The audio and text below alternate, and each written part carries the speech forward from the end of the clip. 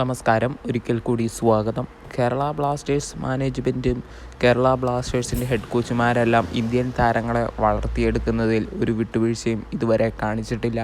നമുക്കറിയാം, സഹൽ അബ്ദുൾ സമദ്, രാഹുൽ KP, അതേപോലെ തന്നെ ഐമൻ അസർ, സച്ചിൻ സുരേഷ് എന്നീ നിരവധി ഇന്ത്യൻ താരങ്ങളും മലയാളി താരങ്ങളുമെല്ലാം കേരള ബ്ലാസ്റ്റേഴ്സിൽ കളിച്ച് മികച്ച രീതിയിൽ കളിക്കാനും ഇന്ത്യൻ ടീമിൽ ഇടം പിടിക്കുന്നതുമെല്ലാം നമ്മൾ പല രീതിയിലും കണ്ടിട്ടുണ്ട്. അതുകൊണ്ട് തന്നെയായിരിക്കണം കേരള ബ്ലാസ്റ്റേഴ്സ് മികച്ച രീതിയിൽ കളിക്കാൻ പറ്റുന്ന യുവ ഇന്ത്യൻ താരങ്ങളെ നിലവിൽ കേരള ബ്ലാസ്റ്റേഴ്സിൽ എത്തിച്ചുകൊണ്ടിരിക്കുന്നത്. അങ്ങനെ ഇരിക്കെയാണ് കേരള ബ്ലാസ്റ്റേഴ്സ് വീണ്ടും ഒരു ഇന്ത്യൻ സൈനിങ് നടത്തിയതായിട്ടാണ് നമുക്കറിയാൻ സാധിച്ചിരിക്കുന്നത്.